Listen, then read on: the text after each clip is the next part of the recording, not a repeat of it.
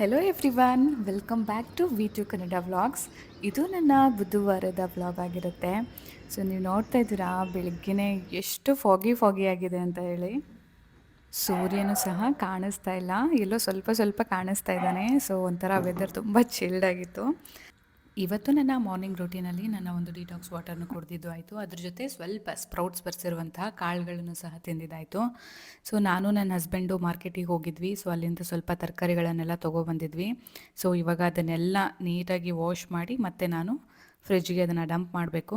ಹಾಗೆ ಸಿಂಪಲ್ಲಾಗಿ ಬೆಳಗ್ಗೆ ದೋಸೆ ಮತ್ತು ಚಟ್ನಿ, ಅದ್ರ ಜೊತೆ ಸ್ವಲ್ಪ ಫ್ರೂಟ್ಸನ್ನು ಕಟ್ ಮಾಡಿಕೊಂಡು ನಾನು ಬೆಳಗಿನ ಒಂದು ನಾಷ್ಟವನ್ನು ಮುಗಿಸ್ಕೊಂಡೆ.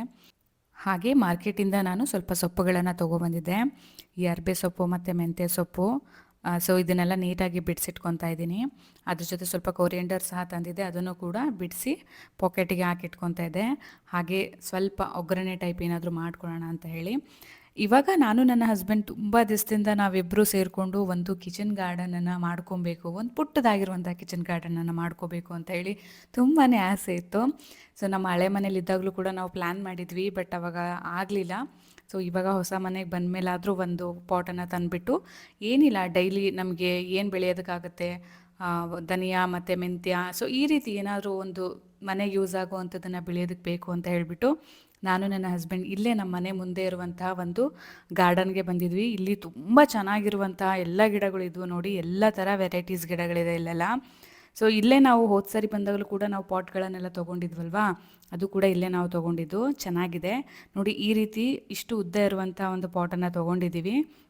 ಸೊ ಅವ್ರು ನಮಗೆ ಎಕ್ಸ್ಪ್ಲೇನ್ ಮಾಡ್ತಾಯಿದ್ರು ಯಾವ್ಯಾವ ಥರ ಗಿಡಗಳನ್ನು ಇದರಲ್ಲಿ ಹಾಕ್ಬೋದು ಅಂತ ಹೇಳಿ, ಯಾವ ರೀತಿ ಹಾಕಬೇಕು ಅಂತ. ಅದ್ರ ಜೊತೆ ಒಂದು 2 ಎಕ್ಸ್ಟ್ರಾ ಗಿಡಗಳನ್ನು ಸಹ ತೊಗೊಂಡ್ವಿ. ಈ ದಾಸವಾಳ ಇರುತ್ತಲ್ವ, ಕೆಂಪು ದಾಸವಾಳ, ಅದನ್ನು ಹಾಗೆ ಮತ್ತು ತುಳಸಿಯನ್ನು ಸಹ ತೊಗೊಂಡ್ವಿ.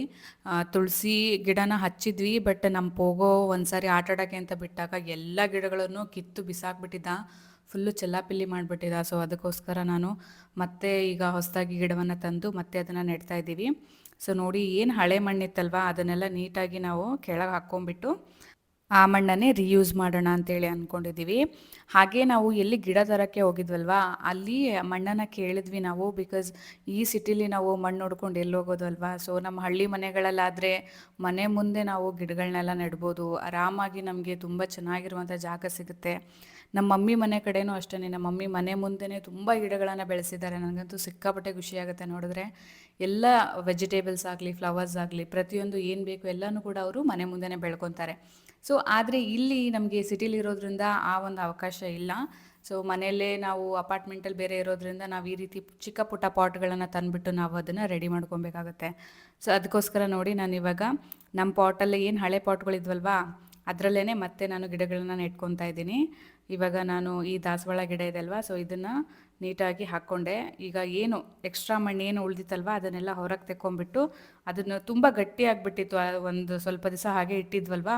ಸೊ ಹಾಗಾಗಿ ಗಟ್ಟಿಯಾಗಿಬಿಟ್ಟಿತ್ತು. ಅದನ್ನು ನೀಟಾಗಿ ಪುಡಿ ಟೈಪ್ ಮಾಡಿಕೊಂಡು ಮತ್ತೆ ನಾವು ವಾಪಸ್ ಪಾಟ್ಗೆ ಹಾಕ್ಕೊತಾ ಇದ್ದೀವಿ. ಆ್ಯಕ್ಚುಲಿ ನನಗೆ ನನ್ನ ಹಸ್ಬೆಂಡ್ಗೆ ಈ ಥರ ಕೆಲಸಗಳನ್ನು ಮಾಡಬೇಕಂದ್ರೆ ಸಿಕ್ಕಾಪಟ್ಟೆ ಇಷ್ಟ. ಸೊ ಗಿಡಗಳನ್ನು ನೆಡೋದು ಅಂದರೆ ಅವ್ರಿಗೂ ಕೂಡ ತುಂಬಾ ಇಷ್ಟ. ಇದೆಲ್ಲ ಮಾಡ್ಕೋಬೇಕು ಅಂದರೆ ಸ್ವಲ್ಪ ಕಷ್ಟ ಆಗುತ್ತೆ, ಬಟ್ ಆದರೂ ಕೂಡ ನಾವು ಮಾಡಿದ್ಮೇಲೆ ನಮಗೆ ಸಿಕ್ಕಾಪಟ್ಟೆ ಖುಷಿ ಆಗುತ್ತೆ. ಯಾಕಂದರೆ ನಾವೇ ನಮ್ಮ ಕೈಯಾರೆ ಇದನ್ನೆಲ್ಲ ನೆಟ್ಟಿರೋದ್ರಿಂದ ಅದರಲ್ಲಿ ಏನಾದ್ರು ಒಂದು ರಿಸಲ್ಟ್ ಬರುತ್ತೆ ಅಲ್ವಾ. ಬೈ ದ ವೇ, ಇವಾಗ ನಾವು ಈ ರೀತಿ ಪಾಟನ್ನು ತಂದುಬಿಟ್ಟು ಕೆಲವೊಂದು ಸೀಡ್ಸ್ಗಳನ್ನ ಹಾಕಿದಾಗ, ಕೊರಿಯಾಂಡರ್ ಅಥವಾ ಈ ಥರ ಮೆಂತ್ಯ ಸೊಪ್ಪು ಈ ರೀತಿ ಏನಾದರೂ ನಾವು ಅದನ್ನು ಬೆಳೆದಾಗ ಅದನ್ನು ತೊಗೊಂಡು ನಾವು ಅಡುಗೆ ಮಾಡ್ಕೊಂಡು ತಿಂದಾಗ ಅದರಲ್ಲಿ ಆಗೋ ಖುಷಿನೇ ಬೇರೆ. ಸೊ ಅಲ್ಲಿ ನಾವು ಮಣ್ಣನ್ನು ಸಹ ತೊಗೊಬಂದಿದ್ವಿ. ಒಂದು ಚೀಲದಷ್ಟು ಮಣ್ಣನ್ನು ಸಹ ಅವರು ಕೊಟ್ಟರು. ಯಾಕಂದರೆ ಎಲ್ಲಿ ಹುಡ್ಕೊಂಡು ಹೋಗೋದು ಅಂತ ಹೇಳ್ಬಿಟ್ಟು ಅದೇ ಗಾರ್ಡನಲ್ಲೇ ನನ್ನ ಹಸ್ಬೆಂಡು ದುಡ್ಡು ಕೊಟ್ಬಿಟ್ಟು ಮಣ್ಣನ್ನು ತೊಗೊಬಂದರು. ನೋಡಿ, ಇವಾಗ ಈ ರೀತಿ ನಾನು ಪಾಟ್ಗೆ ಮಣ್ಣನ್ನು ಹಾಕ್ಕೊಂಡಿದ್ದೀನಿ. ಹಾಕ್ಕೊಂಡ್ಬಿಟ್ಟು ಸ್ವಲ್ಪ ಸಡಿಲಿಸ್ತಾ ಇದ್ದೀನಿ, ಯಾಕಂದರೆ ಈಗ ಕೆಳಗೆ ನಾನು ಸೀಡ್ಸನ್ನು ಹಾಕಬೇಕಲ್ವ. ಸೊ ಹಾಗಾಗಿ ಅದನ್ನೆಲ್ಲ ನೀಟಾಗಿ ಕವರಪ್ ಮಾಡ್ಕೊತಾ ಇದ್ದೀನಿ. ಹಾಗೆ ನಾನು ಸ್ವಲ್ಪ ಮೆಂತೆಕಾಳನ್ನು ನೆನೆಸ್ಕೊಂಡು ಇಟ್ಕೊಂಡಿದ್ದೆ ಒಂದು 2 ಅವರ್ಸಿಂದ. ಹಾಗೇನೂ ಹಾಕ್ಬೋದು, ಬಟ್ ನಾನು ನೆನೆಸಿ ಹಾಕೋಣ ಒಂದು ಸಾರಿ ನೋಡೋಣ ಹೇಗೆ ಬರುತ್ತೆ ಅಂತ ಹೇಳಿ ಹಾಕ್ತಾಯಿದ್ದೀನಿ ಅಷ್ಟೇ. ಸೊ ಅದನ್ನು ಇವಾಗ ಸ್ವಲ್ಪ ಸ್ವಲ್ಪ ಸ್ಪ್ರೆಡ್ ಮಾಡಿ ಹಾಕ್ಕೊತಾ ಇದ್ದೀನಿ. ನೋಡಿ, ಈ ರೀತಿ ಸ್ಪ್ರೆಡ್ ಮಾಡ್ಕೊಂಡು ಹಾಕ್ಕೊತಾ ಇದ್ದರೆ ಸೊ ಅದು ಎಲ್ಲ ಕಡೆನೂ ಕೂಡ ಚೆನ್ನಾಗಿ ಬೀಳುತ್ತೆ. ಅದ್ರ ಮೇಲೆ ನಿಧಾನವಾಗಿ ಸ್ವಲ್ಪ ಸ್ವಲ್ಪ ಮಣ್ಣನ್ನು ಹಾಕ್ಕೊತಾ ಬರೋಣ. ಈಗ ನೋಡಿ, ಸೀಡ್ಸ್ ಏನು ಹಾಕಿದ್ದಾನಲ್ವಾ ಅದರ ಮೇಲೆ ಸ್ವಲ್ಪ ಸ್ವಲ್ಪ ಮಣ್ಣನ್ನು ಹಾಕ್ಕೊತಾ ಇದ್ದೀನಿ. ಈಗ ನೋಡಿ ನಮ್ಮ ಮನೇಲಿ ಈ ರೀತಿ ಮೊಳಕೆ ಬಂದಿರುವಂಥ ಆನಿಯನ್ ಸಿಕ್ಕಿದ್ವು. ಸೊ ಅವನ್ನು ಕೂಡ ನಾನು ನಮ್ಮ ತಾಯಿಯವರು ಮನೆ ಮುಂದೆ ಯಾವ ರೀತಿ ಈ ರೀತಿ ಹಾಕ್ತಾ ಇದ್ರಲ್ವಾ ಅದೇ ರೀತಿ ನಾನು ಕೂಡ ಟ್ರೈ ಮಾಡ್ತಾ ಇದ್ದೀನಿ. ನೋಡಬೇಕು ಚೆನ್ನಾಗಿ ಬರುತ್ತಾ ಅಂತ ಹೇಳಿ. ಹಾಗೆ ನೋಡಿ ಬೆಳ್ಳುಳ್ಳಿ ಕೂಡ ಇದ್ವು, ಅವನ್ನು ಕೂಡ ಇದೇ ರೀತಿ ನೆಡ್ತಾ ಇದ್ದೀನಿ. ನೋಡೋಣ ಹೆಂಗೆ ಬರುತ್ತೆ ಅಂತೇಳಿ ಒಂದು ಟ್ರೈ ಮಾಡೋಣ ಅಂತ ಹೇಳ್ಬಿಟ್ಟು ಮಾಡ್ತಾಯಿದ್ದೀನಿ. ಚೆನ್ನಾಗಿ ಬಂದರೆ ಆಮೇಲೆ ಸ್ವಲ್ಪ ಜಾಸ್ತಿ ಕ್ವಾಂಟಿಟಿಲಿ ಮಾಡ್ಬೋದು ಅಂತ ಹೇಳಿ. ಸೊ ನೋಡಿ ಈ ರೀತಿ ಸ್ಪ್ರೌಟ್ಸನ್ನು ಹಾಕ್ಬಿಟ್ಟು ಅದ್ರ ಮೇಲೂ ಕೂಡ ಸ್ವಲ್ಪ ಸ್ವಲ್ಪ ಮಣ್ಣನ್ನು ಹಾಕ್ತಿದ್ದೀನಿ, ಜಾಸ್ತಿ ಏನು ಹಾಕೋದು ಬೇಡ. ಈ ರೀತಿ ಮಣ್ಣನ್ನು ಹಾಕ್ಕೊಂಬಿಟ್ಟು ಈಗ ನೆಕ್ಸ್ಟ್ ನಾನು ಇದನ್ನು ತೆಗೆದು ಸೈಡ್ಗೆ ಎತ್ತಿಟ್ಕೊತಾ ಇದ್ದೀನಿ. ನನ್ನ ಹಸ್ಬೆಂಡ್ ತುಂಬ ದಿವಸದಿಂದ ಹೇಳ್ತಾಯಿದ್ರು ಈ ರೀತಿ ಒಂದು ಕಿಚನ್ನಿಂದ ಒಂದು ತಂದುಕೊಡ್ತೀನಿ ಈ ಥರ ಮಾಡ್ಕೊ ಅಂತ ಹೇಳ್ಬಿಟ್ಟು. ಬಟ್ ನನಗೆ ಸ್ವಲ್ಪ ಟೈಮ್ ಆಗಿರಲಿಲ್ಲ. ಸೊ ಇವಾಗ ಫ್ರೀ ಇದ್ವಿ ಅಂತ ಹೇಳಿಬಿಟ್ಟು ಇವತ್ತು ಹೋಗಿ ತೊಗೊಬಂದಿದ್ವಿ. ಇವಾಗ ಎಲ್ಲ ನೋಡಿ ನೀಟಾಗಿ ಅರೇಂಜ್ ಮಾಡಿ ಇಟ್ಟಿದ್ದೀವಿ. ಇದನ್ನು ನಾನು ನಮ್ಮ ಒಂದು ಬೆಡ್ರೂಮ್ ಬಾಲ್ಕನಿಲೇ ಇಟ್ಕೊಂಡಿದ್ದೀನಿ. ಯಾಕಂದರೆ ಆ ಸೈಡಲ್ಲಿ ನಾವು ಫಸ್ಟ್ ಏನು ಇಡ್ತಾ ಇದ್ದೀವಲ್ಲ ಗಿಡಗಳು, ಅಲ್ಲಿ ನಮ್ಮ ಹೋಗೋಗೋಸ್ಕರ ನಾವು ಫುಲ್ಲು ಜಾಗನ ಬಿಟ್ಕೊಟ್ಬಿಟ್ಟಿದ್ದೀವಿ. ಯಾಕಂದರೆ ಅವನು ಆಟ ಆಡೋಕ್ಕೆ ಸ್ವಲ್ಪ ಜಾಗ ಬೇಕಲ್ವಾ. ಅವನಿಗೆ ಆಟ ಆಡೋಕ್ಕೆ ಅಂತ ಬಿಟ್ಬಿಟ್ರೆ ಅವ್ನು ಏನು ಮಾಡ್ತಾನೆ, ಎಲ್ಲ ಗಿಡಗಳನ್ನು ಕಿತ್ತು ಬಿಸಾಕ್ಬಿಡ್ತಾನೆ, ಅಥವಾ ಎಲ್ಲ ಮಣ್ಣನ್ನು ಸಹ ಕಿತ್ತು ಕೆಳಗೆ ಹಾಕ್ಬಿಡ್ತಾನೆ. ಸೊ ಅದಕ್ಕೋಸ್ಕರ ಅದನ್ನು ಅವನಿಗೇನೆ ಅಂತ ಬಿಟ್ಬಿಟ್ಟಿದ್ದೀವಿ. ಅವನೇ ರೆಂಟಲ್ಲಿರಲಿ ಅಂತ ಹೇಳಿಬಿಟ್ಟು ನಾವು ಅದನ್ನು ಬಿಟ್ಬಿಟ್ಟಿದ್ವಿ ಅವನಿಗೋಸ್ಕರ. ಸೊ ಈಗ ನಮ್ಮ ಒಂದು ಬಾಲ್ಕನಿಲಿ ಏನು ಸ್ವಲ್ಪ ಪುಟ್ಟದಾಗಿ ಸ್ಪೇಸ್ ಇತ್ತಲ್ವ, ಅಲ್ಲೇ ನಾವು ಇವಾಗ ಇದನ್ನು ಅರೇಂಜ್ ಮಾಡಿ ಇಟ್ಕೊಂಡಿದ್ದೀವಿ. ಇವಾಗ ನಮ್ಮೂರು ಸೈಡ್ ಮಾಡೋವಂಥ ಗೋಧಿ ಕಡುಬನ್ನು ಹೇಗೆ ಮಾಡೋದು ಅಂತ ಹೇಳ್ತಾ ಇದ್ದೀನಿ ನೋಡಿ. ಏನಿಲ್ಲ, ಇದಕ್ಕೆ ಈ ರೀತಿ ಚಪಾತಿ ಹಿಟ್ಟನ್ನು ನಾವು ನಾದ್ಕೊಂಡಿರಬೇಕು. ಈ ಚಪಾತಿ ಹೇಗೆ ನಾದ್ಕೊತೀವಲ್ವ ಆ ರೀತಿ ನಾದ್ಕೋಬೇಕು. ಬಟ್ ಇದಕ್ಕೆ ಉಪ್ಪು ಏನು ಹಾಕಬಾರ್ದು. ಜಸ್ಟ್ ನೀರನ್ನು ಹಾಕಿಬಿಟ್ಟು ನೀಟಾಗಿ ಹಿಟ್ಟನ್ನು ಈ ರೀತಿ ಕಲಿಸ್ಕೊಂಡ್ರೆ ಸಾಕು. ಹಾಗೆ ಇದಕ್ಕೆ ಒಂದು ಸ್ವಲ್ಪ ಬೆಲ್ಲ ಬೇಕು, ಹಾಗೆ ಸ್ವಲ್ಪ ತುಪ್ಪ ಮತ್ತು ಒಂದು ಸ್ವಲ್ಪ ನೀರು. ಸೊ ಇಷ್ಟಿದ್ರೆ ನಮಗೆ ಗೋಧಿ ಕಡುಬು ರೆಡಿ ಆಗುತ್ತೆ. ಏನಿಲ್ಲ, ಮೊದಲಿಗೆ ಈ ರೀತಿ ಸ್ವಲ್ಪ ಉಂಡೆಗಳ ಥರ ಮಾಡ್ಕೊಳ್ಳೋಣ. ಈ ರೀತಿ ಉಂಡೆಗಳ ಥರ ಮಾಡಿಕೊಂಡು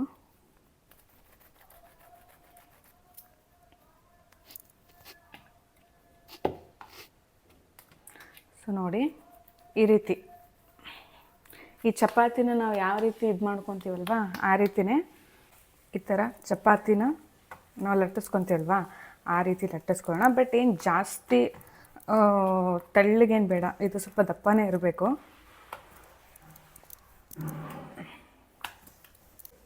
ಈ ಥರ ಇಷ್ಟು ದಪ್ಪ ಇದ್ದರೆ ಸಾಕು.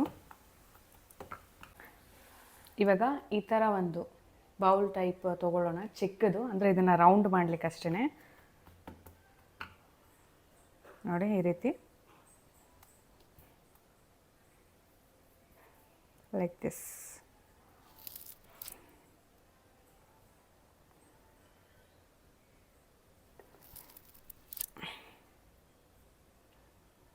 ನೋಡಿ ಈ ರೀತಿ ಗುಂಡು ಗುಂಡು ಟೈಪ್ ಮಾಡಿಕೊಂಡು ಜಸ್ಟ್ ಅದರದ್ದು ಮೇಲೆ ಏನು ಎಕ್ಸ್ಟ್ರಾ ಇರುತ್ತಲ್ಲ ಹಿಟ್ಟು ಅದನ್ನು ತೆಕ್ಕೊಳ್ಳೋಣ.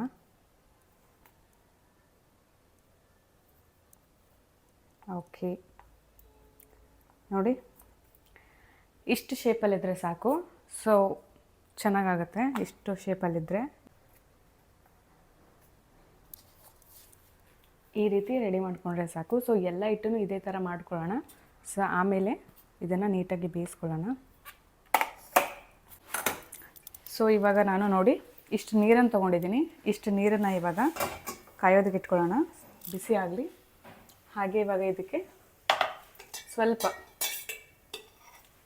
1 ಸ್ಪೂನಷ್ಟು ಆಯಿಲನ್ನು ಹಾಕ್ಕೊತಾ ಇದ್ದೀನಿ.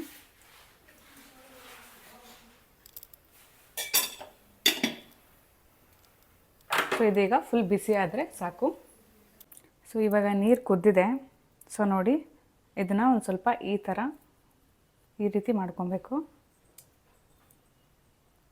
ಸೊ ಈ ರೀತಿ ನೋಡಿ ಎಲ್ಲನೂ ನಾನು ಅದೇ ರೀತಿ ಮಾಡ್ಕೊಂಡಿದ್ದೀನಿ. ಇವಾಗ ಇದೆಲ್ಲದನ್ನು ಕೂಡ ಇವಾಗ ಇದಕ್ಕೆ ಬೇಯಿಸೋದಕ್ಕೆ ಹಾಕ್ತೀನಿ ಒಂದೊಂದನ್ನೇ.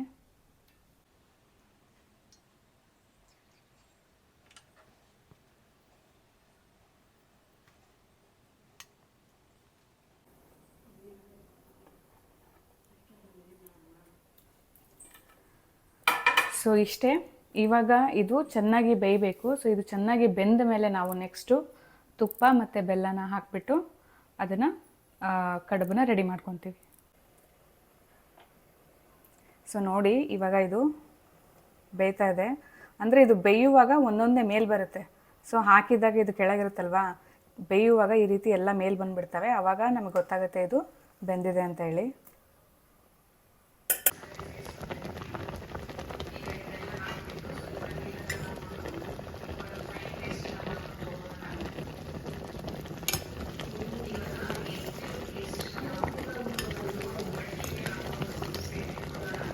ನೋಡಿ ಇವಾಗ ಇದು ಬೆಂದಿದೆ. ಸೊ ಬೆಂದಿರೋದನ್ನು ನಾನು ಈ ರೀತಿ ಇದಕ್ಕೆ ಬಸ್ಕೊತಾ ಇದ್ದೀನಿ.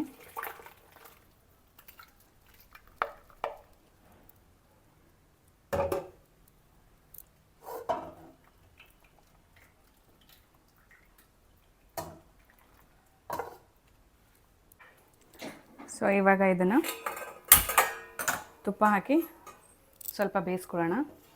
ಸೊ ಅದಕ್ಕೂ ಮುಂಚೆ ನಾನು ಇದೇನಿತ್ತಲ್ವ ಇದು ಬಸ್ಕೊಂಡಿರೋ ನೀರು ಇದನ್ನು ಸ್ವಲ್ಪ ಹಾಕ್ಕೊತಾ ಇದ್ದೀನಿ, ಯಾಕಂದರೆ ಇದು ತಳ ಹಿಡಿಬಾರ್ದು ಅಂತ ಹೇಳಿಬಿಟ್ಟು.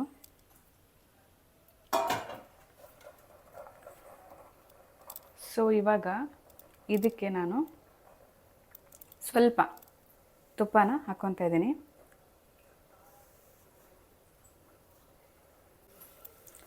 ಸೊ ಇದು ಈ ರೀತಿ ಕುದೀತಾ ಇರುವಾಗಲೇ ನಾವು ಇದಕ್ಕೆ ಬೆಲ್ಲನ ಹಾಕ್ಕೊಳ್ಳೋಣ. ಸೊ ಜಾಸ್ತಿ ಬೆಲ್ಲ ಬೇಕು ಅಂದರೆ ಜಾಸ್ತಿ ಹಾಕ್ಕೊಳ್ಳಿ, ಕಡಿಮೆ ಅಂದರೆ ಕಡಿಮೆ. ನಾನು ಸ್ವಲ್ಪ ಸ್ವೀಟ್ ಕಡಿಮೆ ತಿನ್ನೋದ್ರಿಂದ ಬೆಲ್ಲನ ಕಡಿಮೆನೇ ಹಾಕ್ಕೊತಾ ಇದ್ದೀನಿ. ಸೊ ಕೆಲವೊಬ್ಬರಿಗೆ ಬೆಲ್ಲ ಇಷ್ಟ ಆಗಲ್ಲ ಅಂತ ಅಂದರೆ ಸಕ್ಕರೆ ಕೂಡ ಹಾಕ್ಕೊಬೋದು ಇದ್ರ ಬದಲಿಗೆ. ಇವಾಗ ನೋಡಿ ನಾವು ಬೇಯಿಸ್ಕೊಂಡು ಇಟ್ಕೊಂಡಿದ್ವಲ್ಲ ಅದನ್ನು ಇವಾಗ ಈ ಒಂದು ಬೆಲ್ಲದ ಪಾಕಕ್ಕೆ ಹಾಕ್ಕೊಳ್ಳೋಣ.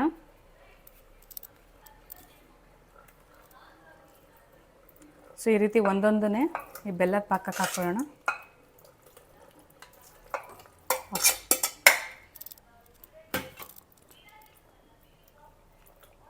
ಸೊ ಹಾಕ್ಕೊಂಡು ಸ್ವಲ್ಪ ಕಲಿಸ್ಕೊಳ್ಳೋಣ. ಇದರಲ್ಲೇ ಇದು 1 ನಿಮಿಷ ಅಷ್ಟೇ ಇದರಲ್ಲೇ ಸ್ವಲ್ಪ ಬೈಕೊಂಡ್ಲಿ, ಯಾಕಂದರೆ ಅದು ಗೋಧಿ ಇರುತ್ತಲ್ವ. ಸೊ ಅದು ಆ ಬೆಲ್ಲನ ಚೆನ್ನಾಗಿ ಸ್ವಲ್ಪ ಹೀರ್ಕೋಬೇಕು, ಅದಕ್ಕೋಸ್ಕರ 1 ನಿಮಿಷ ಅಷ್ಟೇ ಇರಲಿ. ಹೇಗೆ ಕಾಣಿಸ್ತಿದೆ ಅಂತ ಹೇಳಿ. ಸೊ ಈ ರೀತಿ ಇದು ಇದ್ರ ಜೊತೆನೇ ಬೇಯ್ಕೊಬೇಕು. ಇದು 1 ನಿಮಿಷ ಬೆಂದ ಮೇಲೆ ನಾವು ತೆಗೆದು ನಮ್ಮ ತಟ್ಟೆ ಹಾಕ್ಕೊಂಡ್ರೆ ಬೆಲ್ಲದ ಗೋಧಿ ಕಡುಬು ರೆಡಿ ಆಗುತ್ತೆ. ಇವಾಗ ನಾವು ಇದನ್ನು ಈ ಒಂದು ಬೌಲ್ಗೆ ಟ್ರಾನ್ಸ್ಫರ್ ಮಾಡ್ಕೊಳ್ಳೋಣ.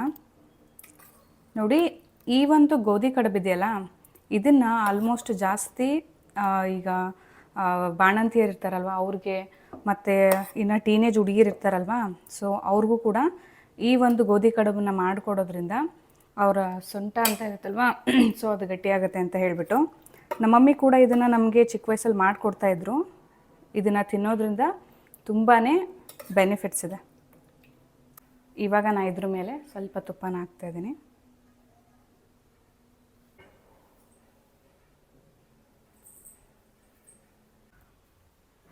ಇವಾಗ ನನ್ನ ಹಸ್ಬೆಂಡ್ ಬರೋ ಟೈಮ್ ಆಗಿದೆ, ಮಧ್ಯಾಹ್ನ 12 ಆಗಿದೆ. ಸೊ ಅದಕ್ಕೋಸ್ಕರ ನಾನಿವಾಗ ಎಲ್ಲ ವೆಜ್ಜೀಸನ್ನು ಬೆಳೆಸ್ಕೊಂಡು ಒಂದು ಮಸಾಲ ಪಲಾವನ್ನು ಮಾಡ್ತಾಯಿದ್ದೀನಿ.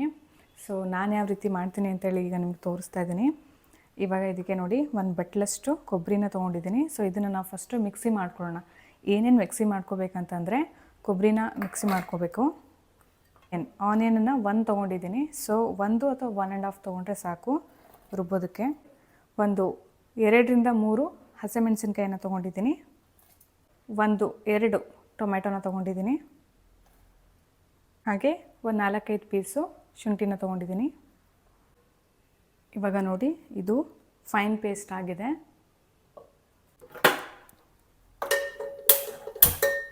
ಇವಾಗ ನಾನು ಎಣ್ಣೆನ ಹಾಕ್ಕೊತಾ ಇದ್ದೀನಿ, 1-2 ಸ್ಪೂನ್ ಆಗೋಷ್ಟು.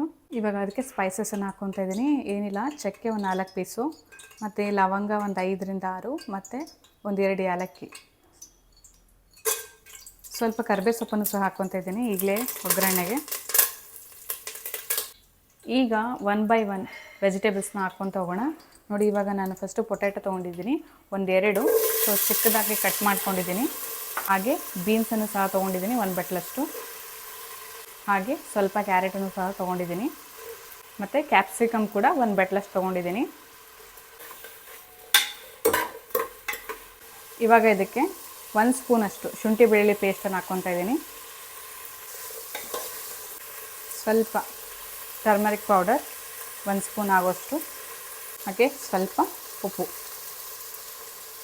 ವೆಜಿಟೇಬಲ್ ಬೇಯೋದಕ್ಕೆ ಸ್ವಲ್ಪ ಉಪ್ಪು ಹಾಕೊಳ್ಳೋಣ. ಇವಾಗ ಈ ವೆಜಿಟೇಬಲ್ಸ್ಗೆ ನಾನು ಏನು ರುಬ್ಬಿಟ್ಕೊಂಡಿದ್ನಲ್ಲ ಆ ಮಸಾಲಾನ ಹಾಕ್ಕೊತಾ ಇದ್ದೀನಿ.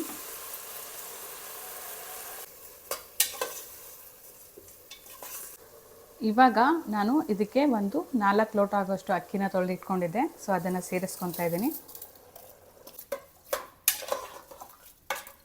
ಇವಾಗ ಇದಕ್ಕೆ ನಾನು ನೀರನ್ನು ಹಾಕ್ಕೊತಾ ಇದ್ದೀನಿ. ಅಳತೆ ಪ್ರಕಾರ ಹಾಕ್ಕೊತಾ ಇದ್ದೀನಿ. ನನಗೆ ಎಷ್ಟು ಅಳತೆ ಅಂತ ಗೊತ್ತಾಗುತ್ತೆ ಅದಕ್ಕೋಸ್ಕರ. ಈ ರೀತಿ ಸ್ಪೂನ್ ಇರುತ್ತಲ್ವ, ಇದರಲ್ಲಿ ಈ ಥರ ಇನ್ನೊಂದು ಸ್ವಲ್ಪ ಹಾಕಬೇಕು.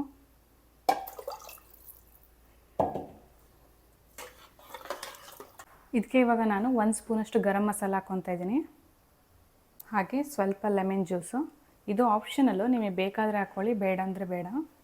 ಹಾಗೆ ಸ್ವಲ್ಪ ತುಪ್ಪ ಮೇಲೆ.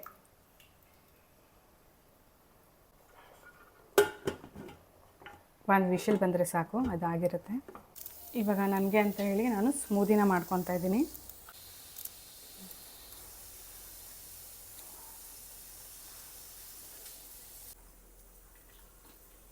ಶುಗರ್ನ ಹಾಕ್ಕೊತಾ ಇದ್ದೀನಿ.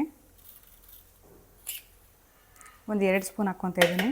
1 ಕಪ್ಪಷ್ಟು ಮಿಲ್ಕನ್ನು ಹಾಕ್ಕೊತಾ ಇದ್ದೀನಿ.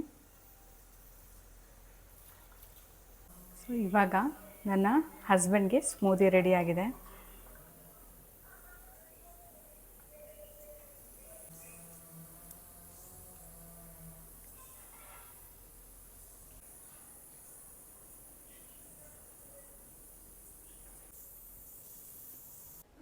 ನೋಡೋಣ ಇವಾಗ ನಮ್ಮದು ವೆಜಿಟೇಬಲ್ ಪಲಾವ್ ಯಾವ ಥರ ಆಗಿದೆ ಅಂತೇಳಿ.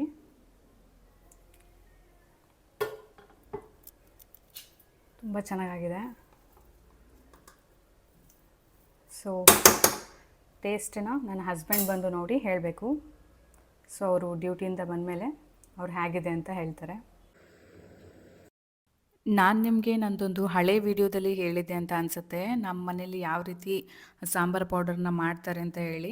ನಾನು ಜಸ್ಟ್ ಪೌಡರ್ ತೋರಿಸಿದ್ದೆ, ಬಟ್ ಇವತ್ತು ನಾನು ತೋರಿಸ್ತಾ ಇದ್ದೀನಿ ಯಾವ ರೀತಿ ಮಾಡ್ತೀವಿ ಅಂತ ಹೇಳ್ಬಿಟ್ಟು. ಯಾಕಂದರೆ ಎಲ್ಲ ಖಾಲಿ ಆಗಿಬಿಟ್ಟಿತ್ತು. ಸೊ ಮತ್ತೆ ನಾನು ಇವಾಗ ಅದನ್ನು ಪ್ರಿಪೇರ್ ಮಾಡ್ಕೊಂಡಿದ್ದೀನಿ. ಸೊ ಯಾವ ರೀತಿ ಮಾಡಿದ್ದೀನಿ ಅಂತ ತೋರಿಸ್ತಿದ್ದೀನಿ ನೋಡಿ.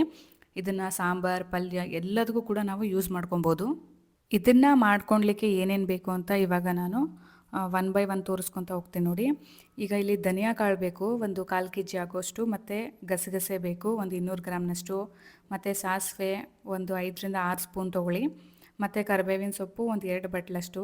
ಅಕ್ಕಿ ಒಂದು 2 kg ಅಷ್ಟು ತೊಗೋಬೇಕು. ಉಪ್ಪನ್ನು ಒಂದು ಬೌಲಷ್ಟು ತೊಗೋಬೇಕು. ಅರಿಶಿಣ ಪುಡಿನ ಒಂದು 5 ಸ್ಪೂನಷ್ಟು ಹಾಕ್ಕೋಬೇಕು. ಮತ್ತು ನೋಡಿ ಈ ಕಡೆ ಕರಿ ಹೂವು ಅಂತ ಕಾಣಿಸ್ತಿದೆಯಲ್ಲ ಸ್ಪೈಸಸಲ್ಲಿ, ಸೊ ಅದನ್ನು ಕೂಡ ಒಂದು 4ರಿಂದ 5 ಸ್ಪೂನಷ್ಟು ತೊಗೊಳ್ಳಿ. ಕಡಲೆಬೇಳೆ 1/4 kg, ಮತ್ತು ಉದ್ದಿನಬೇಳೆ 1/4 kg, ಮೆಂತ್ಯಕಾಳು ಒಂದು 200 ಗ್ರಾಮ್ನಷ್ಟು, ಜೀರಿಗೆ ಒಂದು 200 ಗ್ರಾಮು, ಕಾಳು ಮೆಣಸು ಒಂದು 500 ಗ್ರಾಮ್ಸು, ಮತ್ತು ಚಕ್ಕೆ 100 ಗ್ರಾಮ್, ಹಾಗೆ ಏಲಕ್ಕಿ ಒಂದು 20, ಮತ್ತು ಚಕ್ರದ ಮೊಗ್ಗು ಒಂದು 5 ಸ್ಪೂನಷ್ಟು. ಸೊ ಏನು ಮಾಡಬೇಕಂದ್ರೆ ಇದೆಲ್ಲದನ್ನು ಕೂಡ ನಾವು 1 ಬೈ 1 ಹುರ್ಕೋಬೇಕು. ಈಗ ಒಂದು ಬಾಣಲೆ ತೊಗೊಂಡು ಬಿಸಿ ಮಾಡಿಕೊಂಡು ಅದರಲ್ಲಿ ಹುರ್ಕೊಬೇಕಾಗತ್ತೆ.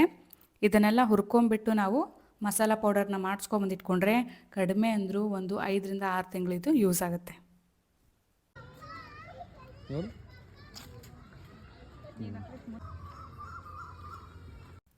ಹಾಗೆ ನನ್ನ ಆ್ಯಸ್ ಇಟ್ ಈಸ್ ಈವ್ನಿಂಗ್ ವಾಕ್ಗೆ ಬಂದಿದ್ವಿ. ಸೊ ನನಗೆ ನನ್ನ ಹಸ್ಬೆಂಡ್ಗೆ ಈವ್ನಿಂಗ್ ವಾಕ್ ಹೋಗಲಿಲ್ಲ ಅಂದರೆ ನಿಜವಾಗ್ಲೂ ಆಗೋದೇ ಇಲ್ಲ. ಸೊ ನಾವಿಬ್ಬರು ವಾಕಿಂಗ್ ಹೋಗಲೇಬೇಕು. ಅದಕ್ಕೋಸ್ಕರ ಇಲ್ಲೇ ನಮ್ಮ ಮನೆ ಹತ್ರ ಇರುವಂಥ ಒಂದು ಪಾರ್ಕಿಗೆ ನಾವಿಬ್ಬರು ಡೈಲಿ ವಾಕಿಗೆ ಬರ್ತೀವಿ. ಸೊ ಅಲ್ಲೇ ಒಂದು ಸ್ವಲ್ಪ ಹೊತ್ತು ಟೈಮ್ನ ಸ್ಪೆಂಡ್ ಮಾಡ್ತೀವಿ. ಸೊ ಅಲ್ಲೆಲ್ಲ ಮಕ್ಕಳು ಬಂದಿರ್ತಾರೆ, ಸೊ ಎಲ್ಡರ್ಸ್ ಬಂದಿರ್ತಾರೆ. ಒಂಥರ ನೋಡೋದಕ್ಕೆ ಖುಷಿ ಅಂತ ಅನಿಸುತ್ತೆ. ಮಕ್ಕಳು ಆಟ ಆಡೋದು ಮತ್ತು ಎಲ್ಡರ್ಸ್ನ ಮಾತಾಡ್ಸೋದು ನನಗೆ ತುಂಬ ಇಷ್ಟ. ಸೊ ಇದನ್ನೆಲ್ಲ ನೋಡ್ಕೊಂಬಿಟ್ಟು ನೋಡಿ ಆಲ್ರೆಡಿ ಕತ್ಲಾಗ್ಬಿಡ್ತು. ಸೊ ಇವಾಗ ನಾವಿಬ್ಬರು ವಾಪಸ್ ಮನೆಗೆ ಬರ್ತಾಯಿದ್ದೀವಿ.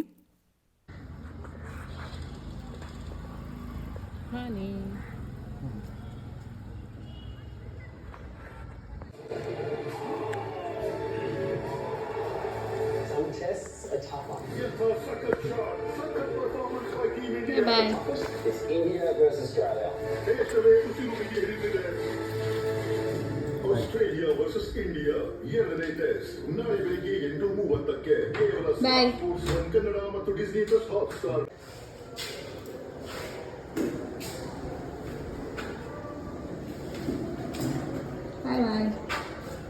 Bye.